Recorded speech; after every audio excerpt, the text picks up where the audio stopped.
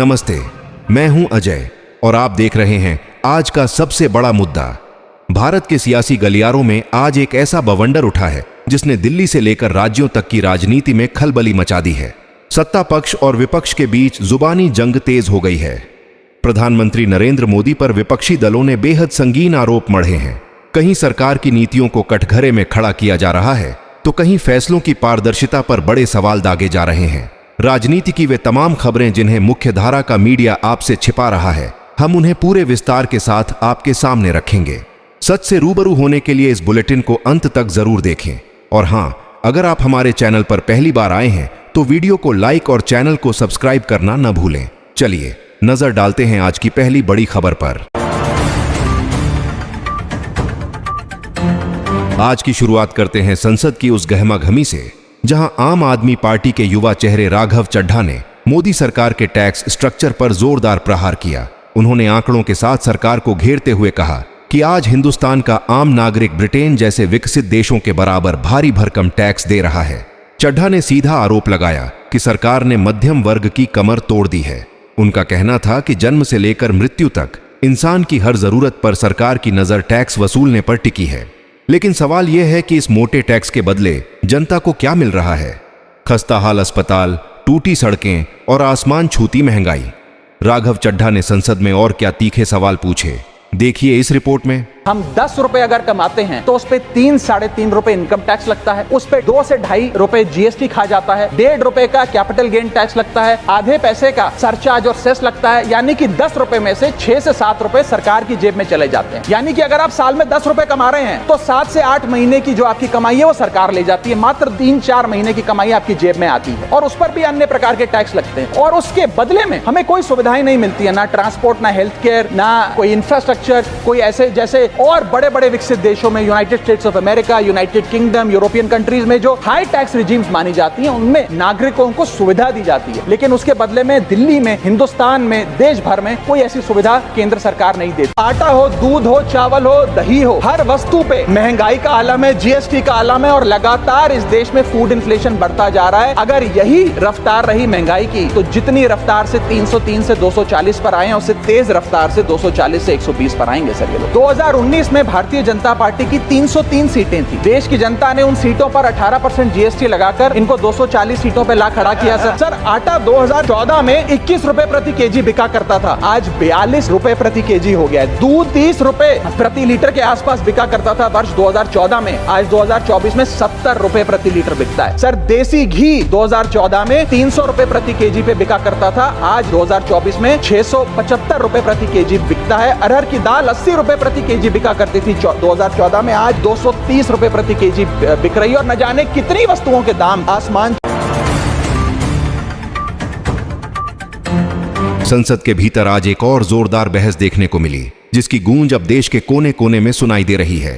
कांग्रेस के प्रखर वक्ता इमरान प्रतापगढ़ी ने राज्यसभा में महंगाई का मुद्दा उठाकर सरकार को बैकफुट पर धकेल दिया। उन्होंने सीधे तौर पर वित्त मंत्री निर्मला सीतारमण को निशाने पर लेते हुए कहा कि संसद की रियायती दरों वाली कैंटीन में बैठकर महंगाई का एहसास नहीं होता। प्रतापगढ़ी ने चुनौती दी कि अगर दम है तो आम जनता के बीच जाकर एक कप चाय खरीद कर देखिए, तब पता चलेगा कि जनता की जेब पर कितना बोझ है। उनके इस आक्रामक अंदाज पर सत्ता पक्ष के मंत्रियों के पास कोई जवाब नहीं था। देखिए इमरान प्रतापगढ़ी का वो पूरा भाषण। देश में टमाटर 100 रुपए किलो बिक रहा हो, उस देश की वित्त मंत्री के पास बजट में महंगाई पर बोलने के लिए सिर्फ 10 शब्द है। अपने शीश महलों में बैठे हुए सरकार के सांसद और मंत्री कह रहे हैं कि महंगाई कम हो रही है। संसद की कैंटीन से बाहर निकल करके एक चाय का कप खरीदिए, तब समझ में आएगा कि महंगाई कम हो रही है या बढ़ रही है। किसी एक दिन अपनी किसी मजदूर की तरह अपनी दिन भर की दिहाड़ी लेकर के बाजार जाइए और अपने बच्चों के लिए राशन खरीदिए, तब पता चलेगा कि महंगाई कम हो रही है या नहीं हो रही है। डीजल, पेट्रोल, आटा, चावल, दाल, सब्जी की महंगाई का तो कोई जिक्र ही नहीं। मैंने तो यह भी सुना है कि वित्त मंत्री जी जो चीज खुद नहीं खाती हैं उसके दाम से उनका कोई लेना देना नहीं होता। लेकिन इस बार बजट पेश करने के लिए पार्लियामेंट आने से पहले वित्त मंत्री जी ने दही और चीनी खाई थी। अब तो उनसे यह पूछा जा ही सकता है कि उन्हें दही, दूध और चीनी का रेट तो इन दिनों पता ही होगा। क्या उसे सस्ता करवाएंगी या नहीं सस्ता करवाएंगी? यहां बैठ करके बड़ी बड़ी बातें करना आसान है।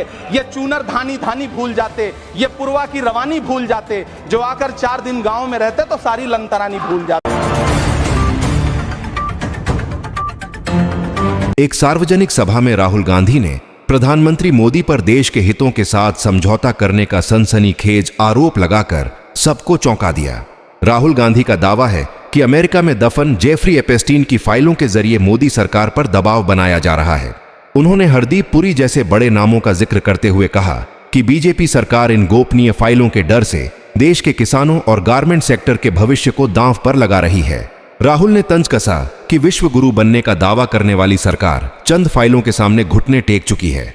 राहुल गांधी के इस चौंकाने वाले दावे को विस्तार से सुनिए। 4 महीने ये डील रुकी हुई थी और फिर एकदम नरेंद्र मोदी जी ने फोन किया और हिंदुस्तान के किसानों को बेच दिया, हिंदुस्तान की गारमेंट इंडस्ट्री को बेच दिया। क्यों? 2 कारण है। पहला कारण, अमेरिका में लाखों एप्स्टीन की फाइल बंद पड़ी हुई है, उसमें ईमेल है, मैसेजेस है, वीडियो है, वो रिलीज नहीं हुई है, वो बंद पड़ी है।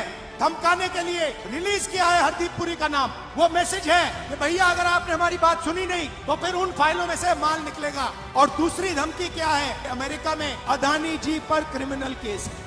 शायद आपको मालूम नहीं है, मगर अदानी जी अमेरिका नहीं जा सकते। ये 2 कारण थे कि नरेंद्र मोदी जी पार्लियामेंट से भाग के निकले और उसी शाम उन्होंने ट्रंप को फोन किया और कहा जो भी आप चाहते हो, जो भी आप उचित समझो वो आप करो, मैं साइन करने को तैयार हूं। राजस्थान की विधानसभा में भी आज जबरदस्त हंगामा बरपा जब नेता प्रतिपक्ष टीकाराम जूली एक विवादित टी शर्ट पहनकर सदन के भीतर पहुंच गए। उनकी टी शर्ट पर साफ लिखा था PMIS कॉम्प्रोमाइज्ड। जूली ने बीजेपी सरकार को किसान और मजदूर का दुश्मन बताते हुए कहा कि सरकार ने मनरेगा जैसे जनहितकारी कानून को कमजोर कर दिया है। उन्होंने आरोप लगाया कि सरकार के पास गरीबों की पेंशन और विकास कार्यों के लिए फंड नहीं है, लेकिन विज्ञापनों पर पानी की तरह पैसा बहाया जा रहा है। उन्होंने चेतावनी दी कि गरीबों की बद्दुआ सरकार को भारी पड़ेगी। देखिए राजस्थान सदन की ये गर्मागर्म बहस। उस गरीब की जो हाय है ना, बहुत खतरनाक होती है। आप लोगों ने जो ट्रेंड चला है इस गांव के लोगों को खत्म करने का, चाहे वो किसान हो और चाहे वो मजदूर हो, इन दोनों के आप खिलाफ हो। पेंशन देने को पैसे नहीं है, दवाइयों के पैसे नहीं है, किसान को सब्सिडी देने के पैसे नहीं है, सड़कें ठीक करने के पैसे नहीं है, और कह रहे 21,000 करोड़ रुपए हम दे। वहीं आज एक विपक्षी महिला नेत्री ने सदन में भ्रष्टाचार और अव्यवस्था को लेकर सरकार की जमकर क्लास लगाई। उन्होंने तीखे शब्दों में कहा कि इस शासन में मजदूरों को उनकी मेहनत की कमाई तक नसीब नहीं हो रही है। लाखों बस ड्राइवरों की हड़ताल का जिक्र करते हुए उन्होंने सरकार को संवेदनहीन करार दिया। उन्होंने कहा कि यह सरकार आम आदमी के हक मारने वाली है।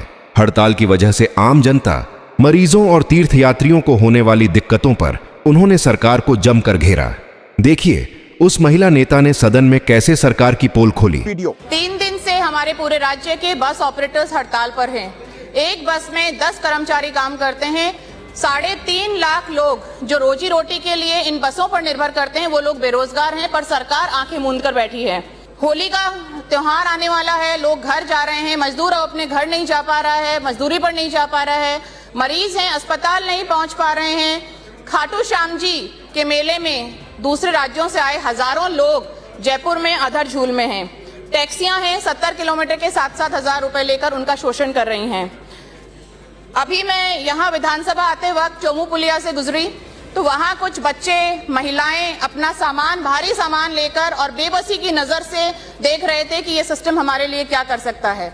और कहीं ना कहीं उनके मन में जरूर होगा कि वो जो सामान उन्होंने थैला ढोया हुआ है वो थैला नहीं है, बोझ नहीं है, वो इस सरकार की जो अकर्मण्यता है, सरकार का जो अनिर्णय की स्थिति है, उसका बोझ वो लोग ढो रहे हैं। तो सरकार को इस चीज में शर्म आनी चाहिए कि किस तरह से सरकार धृतराष्ट्र बन के बैठी है। ये आपकी अक्षमता है कि आप